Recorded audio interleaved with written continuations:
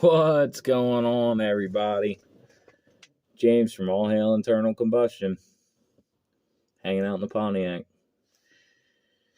We're going to get started on this. We've got a lot to do in a short amount of time. We're looking to pull the front clip off of this, fenders, inner fender wells, hood, bumper, grill, and radiator support, and get that swapped out. Whatever fabricating or new bolts we need, but while it's going to be easy to yank the motor out, I want to go ahead and yank the motor out and oil pan, redo the valley pan, intake manifold gaskets. They were already done, but that needs to come off to do the valley pan. I'm getting leaking. I didn't put a thick enough bead in the back. And we're going to get started on that. Looking at some cam options from Summit. Other than that, we're going to port and polish the heads, maybe, once we get the motor out. We'll see. We're going to pull the motor out and see what condition it's in. It is low mileage. 66 Pontiac 326 had a 9-to-1 compression, which is what most of these cams are calling for. So I'm just doing a regular mechanical flat tap it, if anything, just so that it's actually inexpensive. Yeah, I go to roller cam, it's pretty expensive, and I think save the money for a bigger motor. But for now, we can spice this 326 up, maybe see how much power we can squeeze out. So let's get to it. Well, you guys ever seen the inside? We're going to start by taking the hood off. Take the hood off, drain the radiator, get that disconnected, pull the battery out, start pulling the grill and lights and everything else out. We're going to probably pop the trunk and start putting the parts in there. So stay tuned. Well, you guys might want to see me hood wrestling. Oh!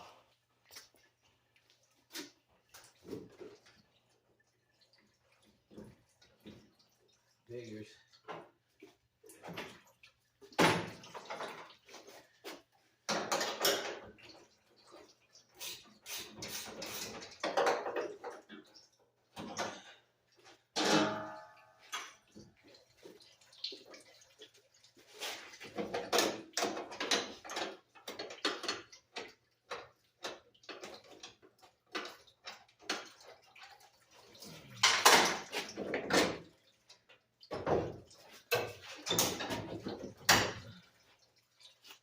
Hood wrestling.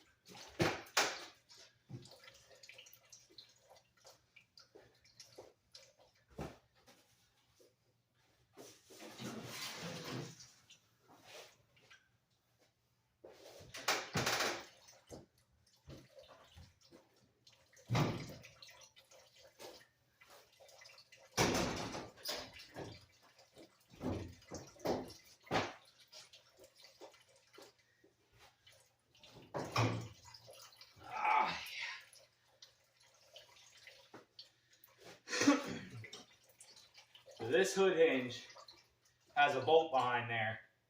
I laid in here and stuck my arm up through so we could get it back on. That's kind of part of the realization process that I need to pull the front clip off this car before it sags anymore. Give you guys a close-up on exactly what we're talking about when we say sagging. So I just fixed this maybe last fall, and it came back up over top of the lip. You have some rust there, but nothing crazy. But right underneath of this battery, see that? It's completely collapsed. And what happens is that the hood is getting closer to the fenders, and the fenders are squeezing in like this and pinching the hood off. So, wish it wasn't illegal. I'd just run my car like that. Yeah, that'd be cool. I actually did run it the other day like that. I was told that the police will give you a ticket for that. I didn't want a ticket. It's expensive. I don't do that. Yeah, we'll just continue pulling the car apart here.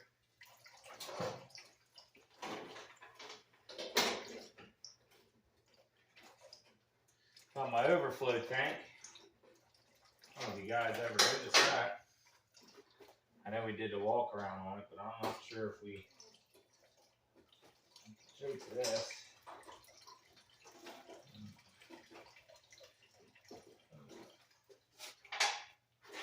Our leather strap, and the leather's been there for a couple of years.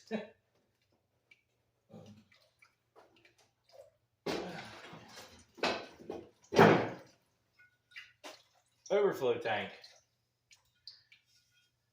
If we have any German viewers, or maybe just Jägermeister viewers. So yeah, that's my overflow tank. I custom made the bracket for it. Out of the original bracket, actually.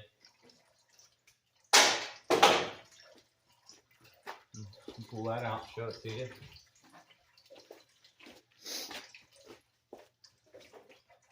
Mounted right in here.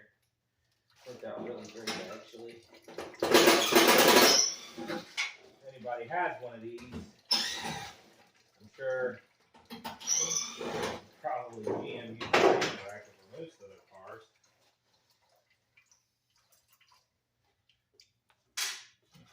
Custom bracket. I need some new paint, but kind of locks in like that.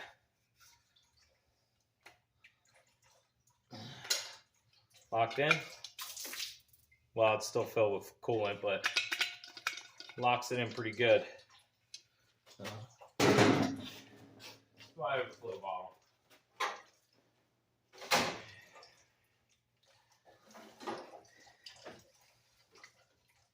I'm just waiting for my antifreeze to finish draining here. I'm probably gonna go ahead and pull the upper radiator hose out. What's going on here? 9:30 seconds, 11:30 seconds. They're both wrong.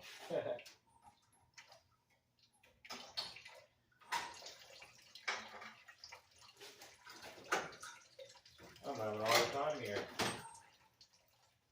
That's what you guys come here for, right? Watch me struggle. 3/8. Jeez.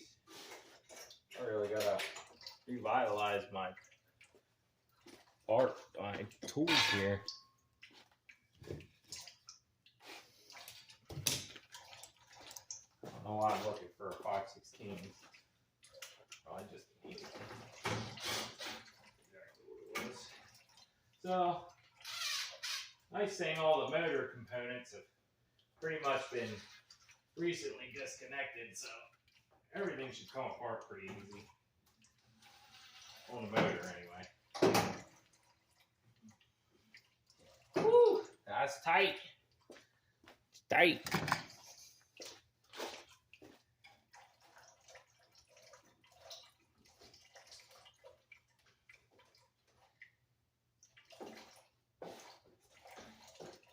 I don't want that hose blowing off from all that horsepower. Yeah, baby. Horsepower.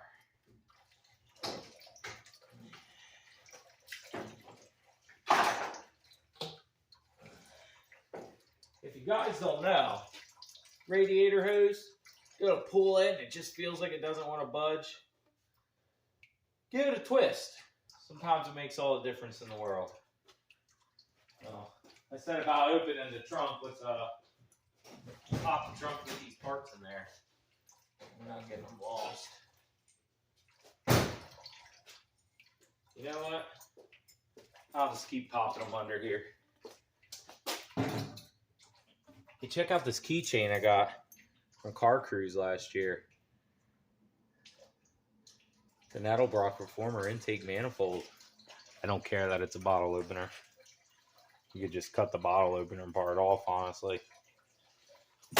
Hey, we'll see you guys down at Car Cruise, Ocean City. Give a shout out if you're going to be down there. We'll be down there. Keep an eye out for Boo. Stay tuned. You might get to actually see what it might look like once we get there.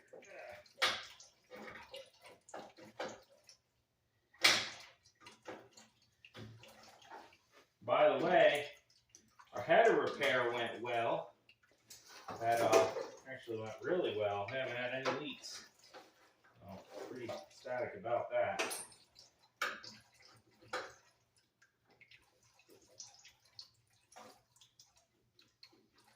And now we're about to do a bunch of motor work. You know.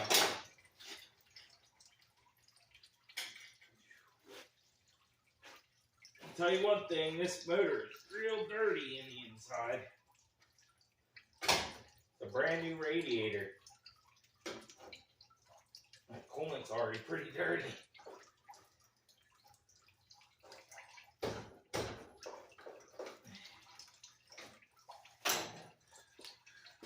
AC hose won't, or coolant hose won't come off.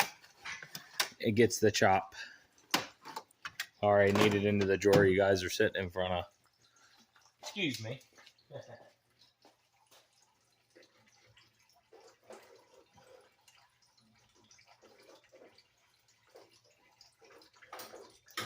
Sheesh.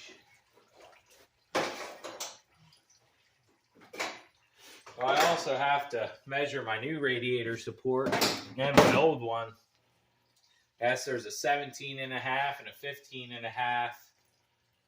One's AC, one's without AC. My radiator is not factory of this car. This is a 3-core GTO radiator, supposedly. It is a 3-core though. I don't know if it's a GTO. Sometimes people just tell you things to get you to buy them.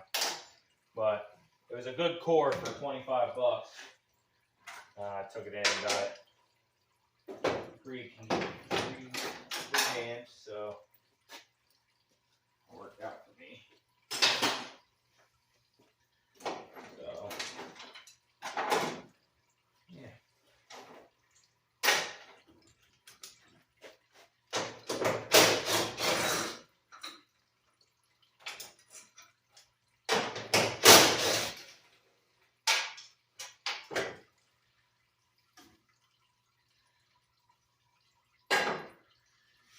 Yeah, I think I said something to you guys before, but if you ever have a radiator rebuilt, stress that the radiator guy call you if it needs a lot of repairs.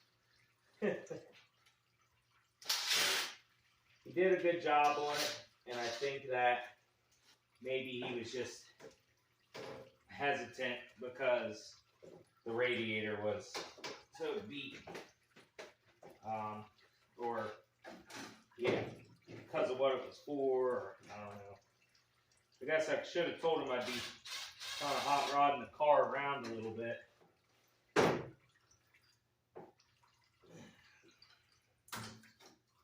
But, technically, it's not supposed to go over 12 PSI in the radiator. 12 or 8, something's really low, lower than a stock cap. This is a 13, so I want to say 12 might be the cap, and I have a 13 in there. It's lasted 2 years, all the way down to Ocean City and back. So, my opinion, the guy did a hell of a job. So, Well, this whole time I thought this goofy phone was recording. We could have been doing the fast forward thing. You watched all the progress up to here. It's probably only been about 25-30 minutes. But yeah, I got the grills out, got the bumper off. Show you guys a little bit more of the rust. There it is. Just collapsing down on herself. It's kind of not really there anymore. You can see that the kind of sits proper on the frame rail there. It doesn't do the same over there.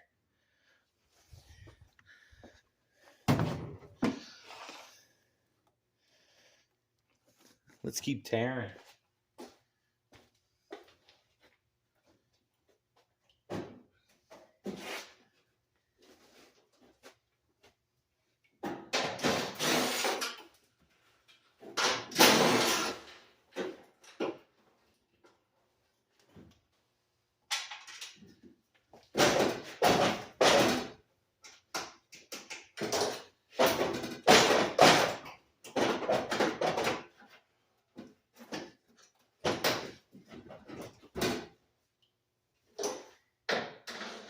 A little bit bigger. This half.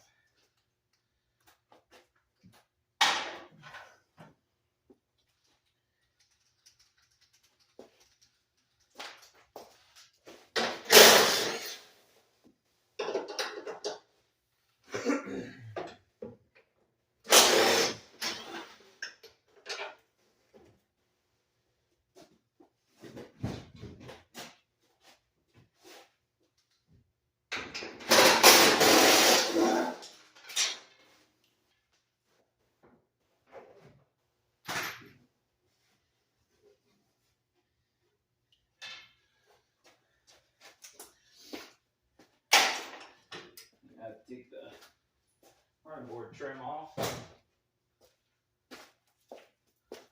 I just heard a beep. It's still running.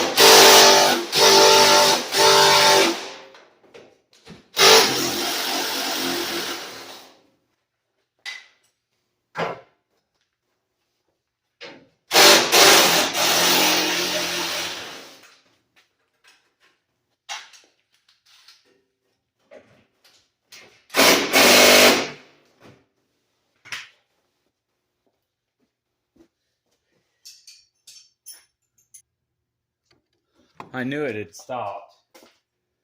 I don't know why it won't continue to run, but never mind that.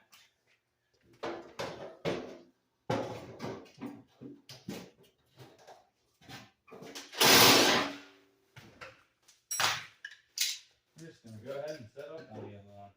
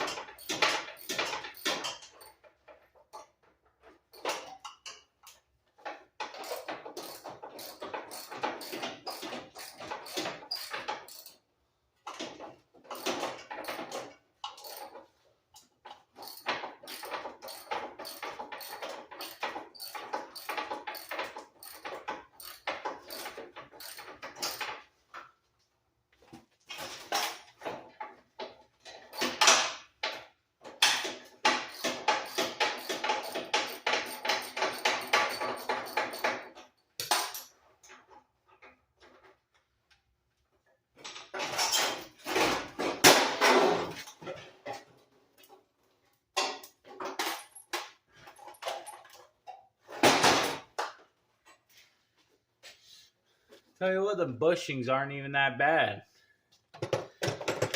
Might reuse them. Stay tuned.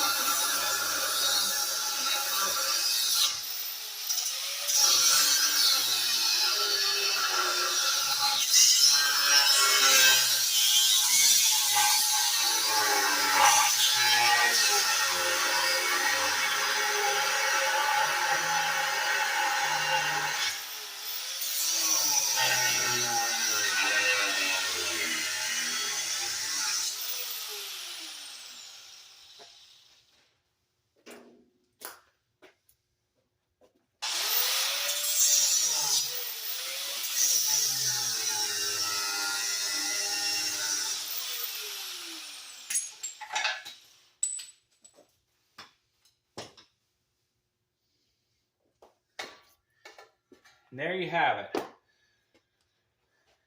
Pull the front end off the Pontiac. Hopefully we can get the fast forward to work here. I'm sure we will, or we'll cut this video down. So basically, there were bolts in the front, underneath. One tricky one back here. Somewhere in there. Let's see. Up there. You gotta open the door to get to it. One on the bottom, then a 10 on the bottom. But I'll tell you what, some surface rust in here. But it ain't horrible, you know. She's still in good shape. We're gonna get the motor out of here and we're gonna strip this whole firewall down. Get it painted. It looks kind of good like that. So, as you can see, although we had some heavy rust on the front, frame's in good shape. No worries there. And tubular A-arms, and boy, they need cleaned. But yeah, if you look, I painted in here what I could reach. I cleaned off and painted. And you know, this is kind of something we go back to, realizing that as you're doing things, sometimes it's good to clean and paint while you're there, you know? So I guess just be aware of that. Got some rust there in the body and stuff, but you know, we're going to take care of stuff like that. Ain't perfect, but you know what? A little less rustier than that Subaru. Or how about that Shadow? Cars easily double their age. Definitely double the age. You can put them both together, it's still not as old as this car. So stay tuned. This video will drop, and then we'll do a video drop on fixing the fenders. Let me show you. So there's the front driver's side wheel well. Pretty rotted out. When you see the other side, you'll be able to see that. But the fenders are actually in great shape. It's a little dented here for some reason. Always has been. So we'll probably address that issue. Now, I'm not the greatest welder or fabricator, but this was pretty rusty through here. My dad says we can remake this whole thing here, no problem. So I fixed that, put this piece of plate steel on and welded it. It was pretty bad, but kept the door from rubbing the fender, and I got to ride it around for 3 years without the door making a noise every time. Oh, but the fenders came, the grills came out nice, everything came apart nice. Can't complain. Nothing broken. Just some bolts need to be replaced, some bushings. We got the other inner fender well out. So see, that's what the back's supposed to look like. Bumper. So, James, from All Hail. Oh, before we go, there's the other fender. We're going to have to fix both of them. This one's not as bad. But, James, from All Hail Internal Combustion. We'll see you next time. Make sure you like and subscribe. See you tomorrow.